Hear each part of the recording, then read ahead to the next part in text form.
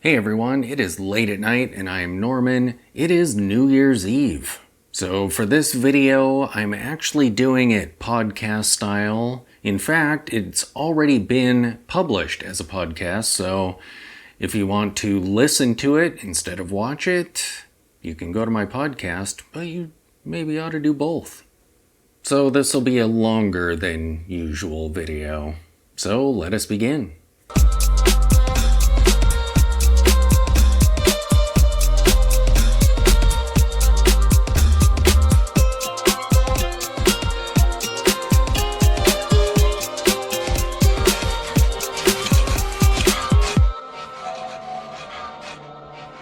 Alright, so I have some notes here that I've taken in my little notepad for this episode, and I was going to talk about my obsession with Nivada Grenchen, and just how amazing it is to have a brand with the guts to come out with a 35mm watch, like the Antarctic.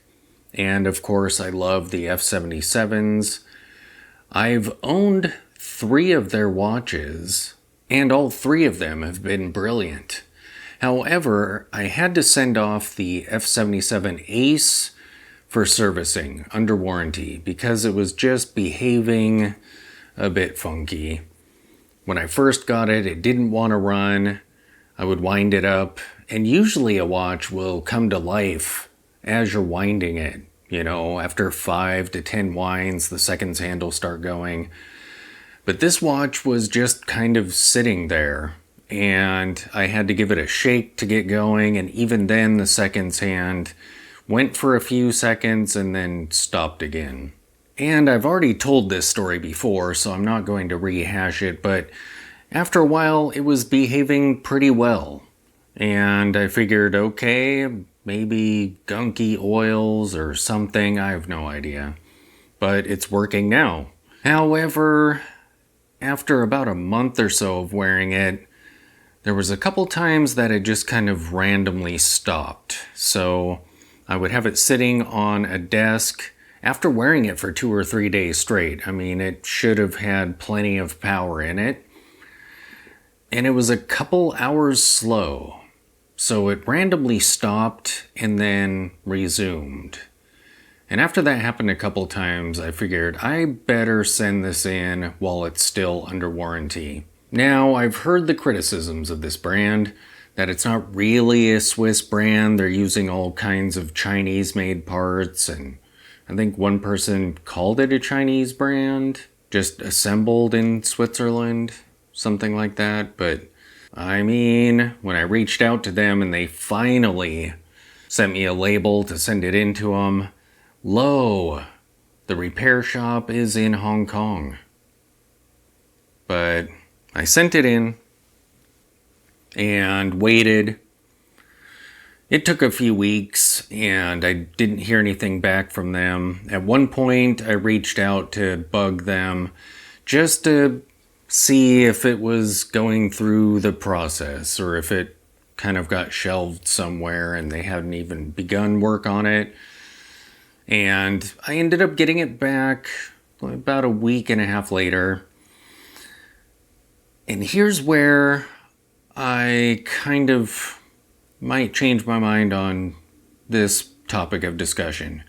Because I got it out of the packaging, out of the watch travel case that I sent it to them in. And I started winding it. I gave it 30 full winds and it still wasn't going. And I was getting deja vu. So I gave it a gentle shake and the seconds hand started going and stopped again. Just like when I first got the watch. And I was thinking to myself, did they even do anything? Did they just have the box sitting there on a shelf for a couple weeks, few weeks, and then just sent it back? I mean, yeah.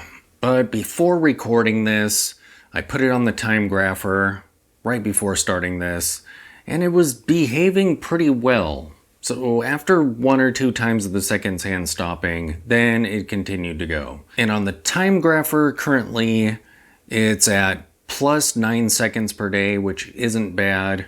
an amplitude of about 300, a beat error of 0.2, so not too shabby at all.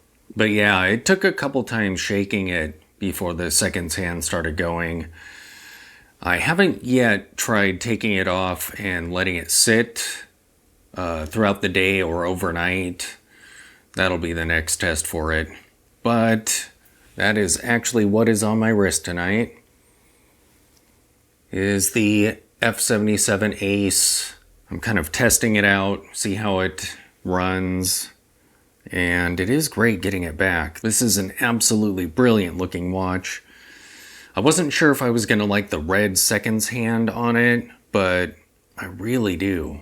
I actually like that a lot. The touch of red with the seconds hand and the one line of text that's in red just looks great on this watch. And the matte finished dial that's nice and smooth is good because it counters all of the things that are going on with this watch. If you haven't seen a Nivada Grenchen F77, you should look them up. They're great looking watches. And I love the Antarctic. I recently put it back on the bracelet that it shipped with. It's a beads of rice bracelet, I believe.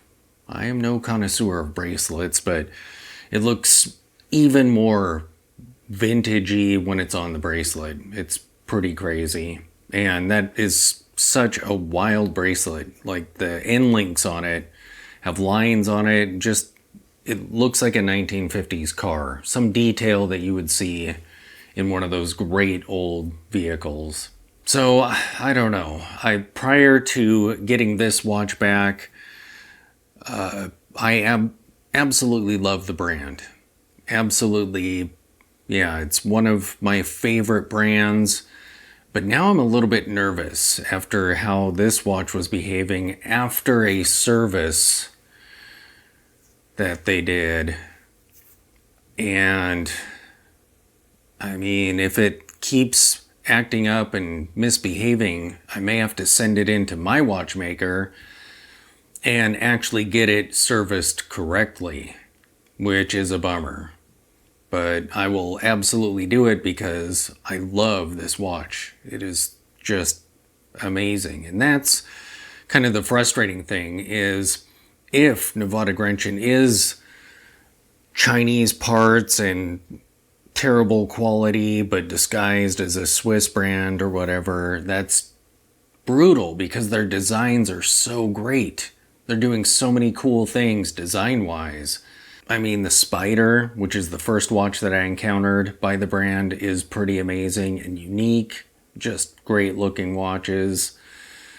But yeah, if they're not going to work right and not going to service them when they do have issues, that is a problem.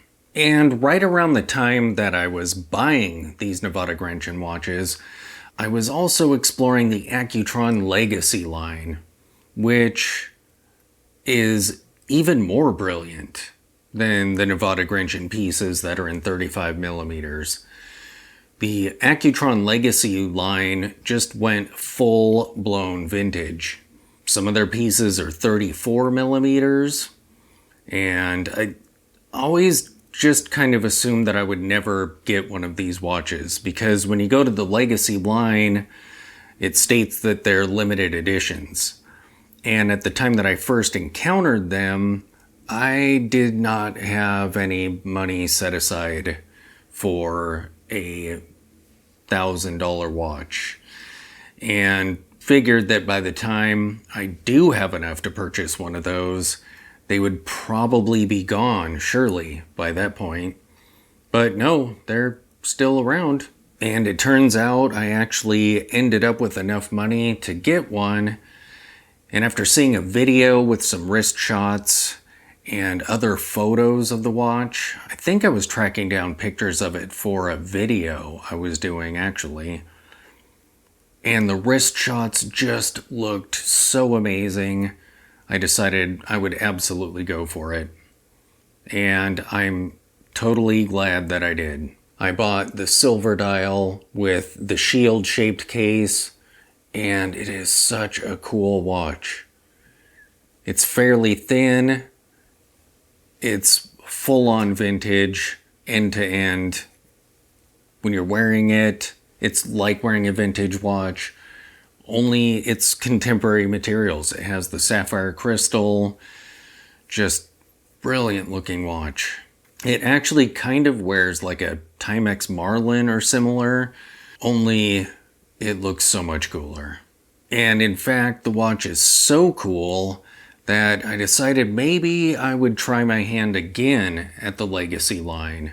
So after I had sold one of my watches, I don't recall offhand which one it was now, but I sold off one of my watches, and I figured with part of that, actually I think I sold a couple watches, and with part of that money, I thought I would get one of the asymmetrical, kind of TV-shaped Accutron Legacies. Now these come in yellow gold, and I'm not really a yellow gold fan per se.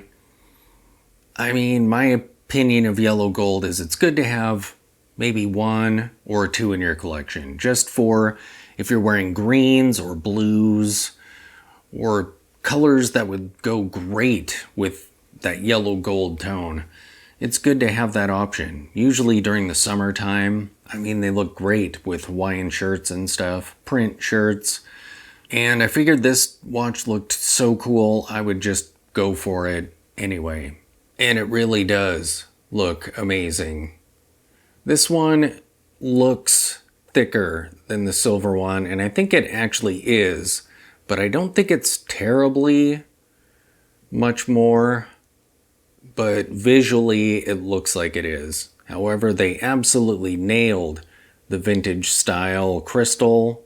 I have a vintage watch, neo-vintage, that has a crystal like these where they kind of stand up from the rest of the case, kind of as though it's a thick piece of glass that's thicker than the housing it's being put in, is kind of the look of it. And they totally nailed that with this watch. And what's crazy is the straps that they ship on appear to be insanely long. They just look like they were designed for a giant's wrist. But when you put them on, they actually aren't. They're kind of a standard strap length. I've kept the gold one on its original strap, the one that it shipped on. But the silver one, I've changed a few different times for different straps. Another amazing detail of these watches is the case back. The top half of the case back is display, and the bottom half is solid. And it just looks really cool.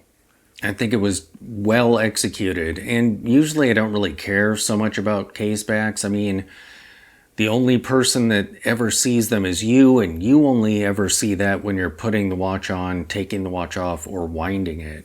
But these case backs do look really cool. While the F77 was off for servicing, I actually purchased a D1 Milano watch from SoCal Watch Reviews. I had no idea that D1 Milano was producing 36mm variants of their signature aesthetic, which is kind of a super minimal royal oakish look. Way back when I first started making content, I ended up encountering the brand, and for some reason I've always liked their designs, even though at that time I never, ever wore watches on bracelets. I just didn't. I always wore watches on rubber straps or NATOs or leather straps. So even when I was a tool watch guy, I still didn't wear bracelets. I kind of went through phases. When I first started collecting watches, I was all about dive watches and all about rubber straps. I never really had any great rubber straps though. The best one that I owned was a Marathon brand strap, and that one was pretty cool. And then I encountered shark mesh.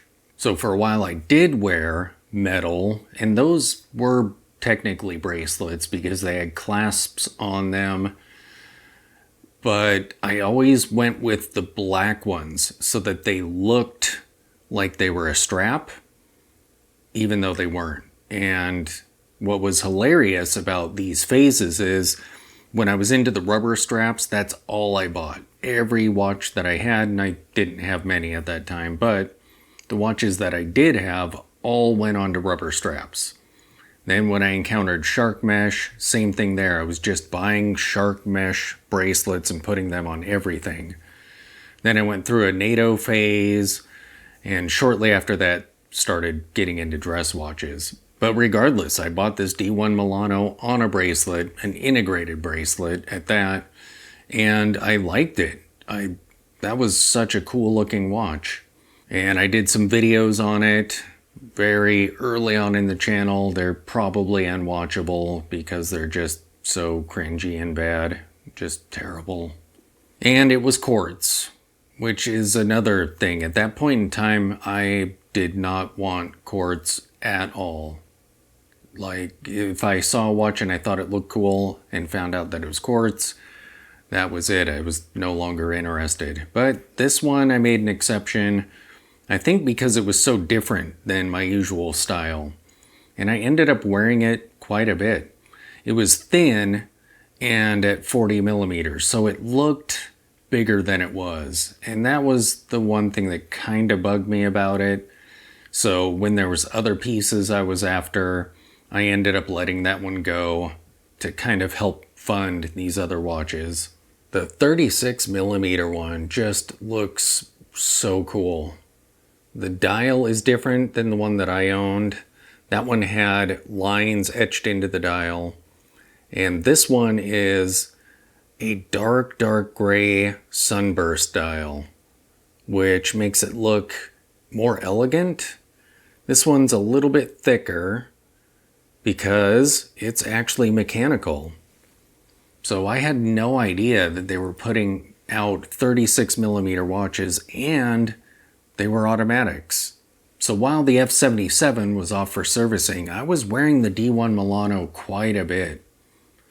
And I kind of forgot about the clasp from when I owned one way back when.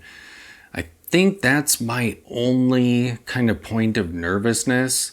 So it's a butterfly clasp, but it's friction fit. So it just clicks closed using friction. And I'm always a bit of a worrier and just kind of nervous, what if after a while that kind of loosens up just from constant use or whatever. But so far it's a pretty firm click. I mean, it's not going anywhere. You actually have to really work on it to get it open. So hopefully it remains that way. If not, I'll probably take it into my mall watch guy because he also does jewelry repair and he might be able to snug that up again. I think I've actually had him do that on other pieces. Oh no, that was my first watchmaker that I was going with, where I sent the Everest in to have him clean off the inside of the crystal. There was a little white fleck in there. And while he was at it, I had him tighten up the clasp on that, which helped a lot. I mean, that clasp was so loose. When I first got the watch, I sat down on the couch, but I used my hand in sitting down and the watch popped open. Just craziness. But I'll have to do like a comparison of the D1 Milano and the F77. I think that would be an interesting topic of discussion because they both kind of take their cues from the Royal Oak. I mean, the Nivada Grenchen is a remake of an old watch that they made, but that watch took its inspiration from the Royal Oak, which is interesting because I'm not a huge Royal Oak fan. I actually prefer the Nautilus if we're gonna go with a 70s Genta design, but these two pieces I like. I like their designs a lot. I think the minimalism that D1 Milano goes with works great with this aesthetic. And the elegant, detailed aspects of the F77 also goes well with this aesthetic. So an interesting matchup there between the two. Plus you have a flat sapphire crystal on the D1 Milano and a boxed crystal on the F77 that just looks brilliant. They both do, because the flat crystal perfectly fits the D1 Milano aesthetic. The design that they went for would look weird if it didn't have a flat crystal on it. And so far, the D1 Milano is performing great. The screw down crown is a little bit wonky. Their crowns in general are not great, but it didn't bother me with my previous one because that was a quartz watch, so I rarely had to mess with the crown. But on this automatic D1 Milano, yeah, when you're waking the watch up, if you're like me and you like to give it some power reserve before you put it on your wrist, it is not a fun crown to wind. There's no grip on it at all. It's sort of a roundish square shape, and it's just smooth and not great. And this particular watch has a screwed down crown. Unfortunately, it's kind of finicky, so you have to be very careful when you're first starting to screw it in so that you don't end up damaging the threads.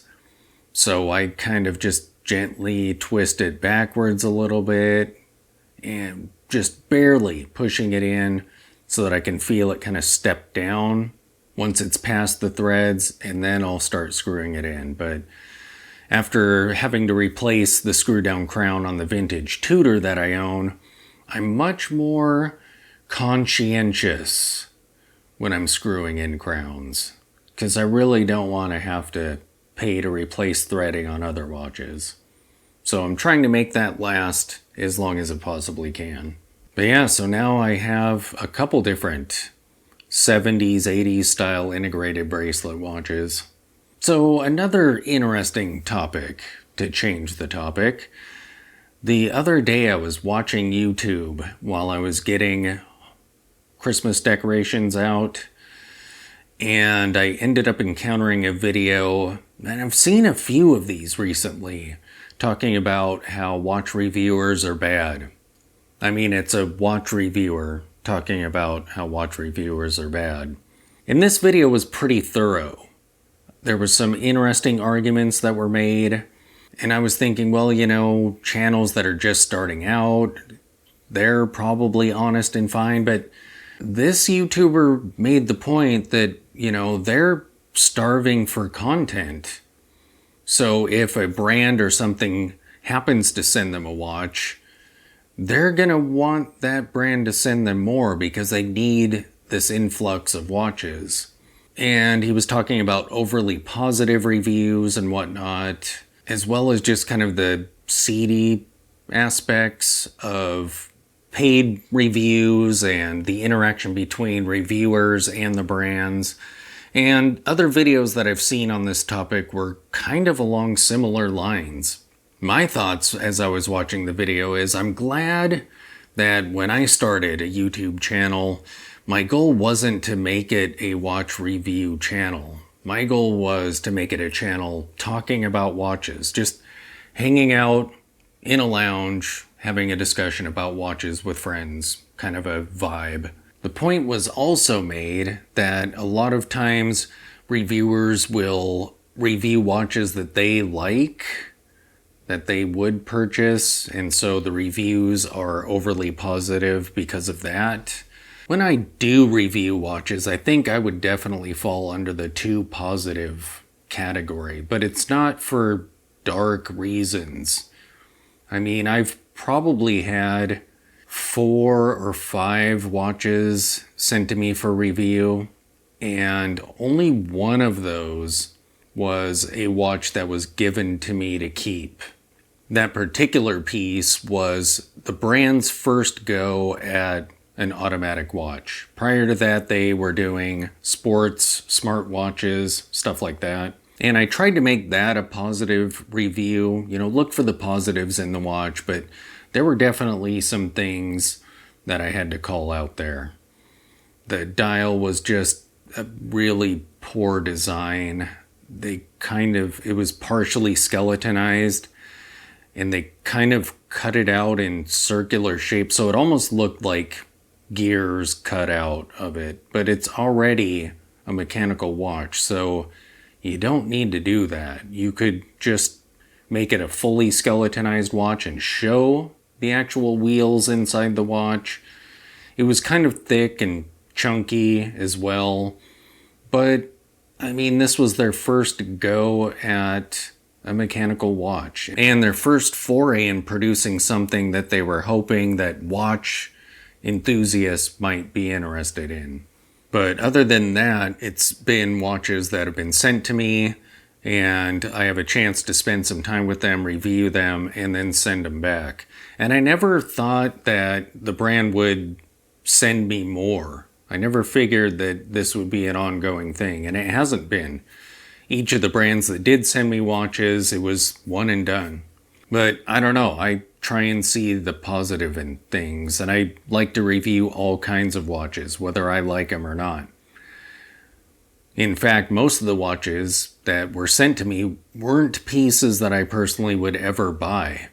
But when I review them, I try and put on the mindset of a person who would like that particular aesthetic, that particular watch, and review it that way. Because, I mean, if a watch doesn't have bad quality control issues or just poor build quality, I mean, if it's solid and well executed, I would like to say positive things about it.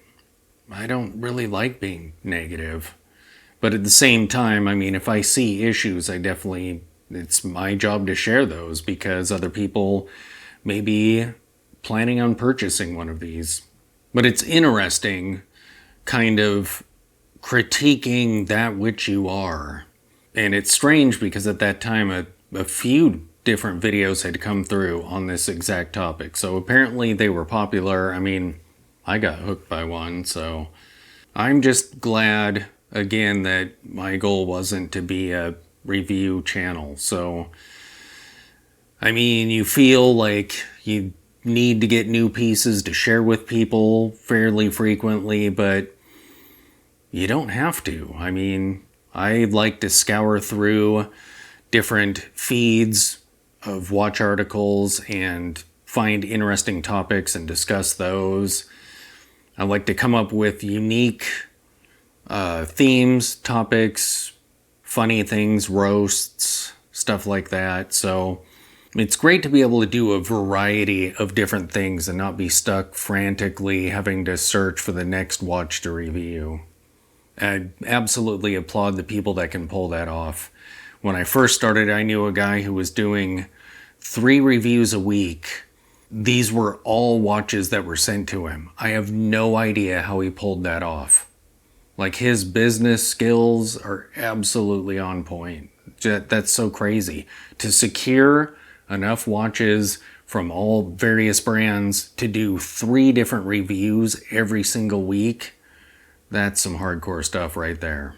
Yeah, I'm not so much a business person. I mean, there was one particular watch that apparently is being given to people, not just sent for review on loan, but given out to people. And I thought, maybe I can contact the brand and they don't have to give me one. That would be awesome because this is a watch that I would probably purchase myself. If it's not too thick, if the case isn't too thick. That's my only concern with it, and partly why I reached out to the brand. I was just hoping they would send one to review, so I wrote to them, and they were like, nah, we're good. So yeah, my business skill is inexistent. When they're handing them out to people to keep, and yeah, I couldn't even get one to borrow. And this is kind of off topic, but websites today are just absolutely miserable. If I have to go to a website, it's just a nightmare. And a lot of times I have to deal with that with articles because on my feed reader, it'll give me like the first couple paragraphs, or it'll show most of the text but without any photos. So I have to actually click off onto their website, and there are so many ads all over the place. They pop up over the text, and you have to close them. Other ads, this is my favorite, other ads will appear and it'll shove the whole article off the screen because that ad is using up real estate. So I'm constantly scrolling around as that ad is vanishing and coming back. I can't believe the horrible, miserable state of websites. I mean, some of them aren't even usable. And all this to pack ads all over the place. And I mean, you gotta pay the bills, right? But man, it's worse than like race cars with all of their sponsors all over them, because you're actually trying to read the thing that has all the sponsors all over them. But I've been meaning to rant about that for a while, so I just kind of shoehorned it right into this episode just to get that off my chest. It's just so terrible. But the primary topic that I have is actually New Year's. Happy New Year's Eve. So I thought it would be good to discuss sort of my plans for the new year, both for the channel and podcast and for my collection in general. So regarding the YouTube channel, first thing, I am going to get a light box. I need to. No matter what I do with the lighting, dark watches in particular, when I'm actually reviewing those or doing first impressions of them, just look terrible. And it's not just me, plenty of you have let me know in comments. So I definitely need to get a light box, if for nothing else, getting B-roll footage that I could do during those videos. So that is number one. Also, I was going to do this at the start of the year, but I've actually begun it a bit earlier. I've really been wanting to cut down to 2 videos a week so that I have more time. I don't feel as rushed. I have time to plan and script out stuff, read about things, research things. 3 is a lot. I've been doing 3 videos for years now, and it just, yeah, it would be nice to have a little bit more of a buffer. And so far it's going okay. The day in the middle of the week where I normally would have some content coming out, I've actually done a couple short videos for that, which is cool. They are kind of low maintenance videos, and doing the 2 primary videos, I have time to ponder some video short topics. So it's not just me grabbing a phone and doing a wrist shot. I have time to ponder some different things and maybe get good at that particular type of media. And this kind of pertains mainly to the channel, but also to the podcast. I really want to start focusing on more accessible watches and micro brands. And I mentioned this in a video that I did a bit ago. In discussing a lot of watch news, most articles that you encounter are discussing high-end luxury watches or super ultra limited edition pieces. They're talking about watches that the normal person doesn't have access to at all. And they're interesting, so I will still be discussing pieces that are intriguing or just amazing looking, but I really want to shift focus toward watches that the average watch collector can obtain, and start exploring some of the micro brands that seem to be putting out brilliant looking watches. I mean, I can't really vouch for their quality, but I can make people aware of what those brands are doing at any rate. And that's pretty much what the news stuff is anyway. These aren't pieces that I have in person. I'm not a Hodinky where everyone's sending me stuff to experience and review and recommend or whatever. These are just me exploring sites and looking at the media that they put out there. But yeah, I'd like to just make people aware of different watches that are out there, and if they're interested in them, if they're accessible, pieces, they can click to the articles where I found them and read an actual review by someone who has them on their person, like in person, and see whether they actually recommend them or not. And this year, I definitely want to keep the trade challenges going on the YouTube channel. I'm shocked that they're still going, and they're branching out. So much so that I'm going to have to journal all of the transactions, because I've already lost track. There's multiple lines of trading happening right now, and it's super fun. So I want to keep that going this year. Just see what kind of interesting and watches that I've never encountered before come through. I've seen so many crazy watches from the trade challenges. As far as my collection goes, I would like to do some cleanup. I own way too many watches. I'm a hunter, so I'm always on the prowl for different watches, but as one watch nerd had said in some video I encountered on advice for watch collectors, this is such a great point. You don't have to own them all. Yes, I need to know that. Because I'll see pieces that meet all of my criteria and I'm just like, I need to have one of those. And if they're affordable enough, I probably will end up getting them. So I really need to kind of clean up the collection. And I've already sort of begun that. I traded off 2 of my vintage Paliots. However, I got more watches in that trade than I sent off. But that's fine, because all of those except one will be going out as trades again. So it's fine.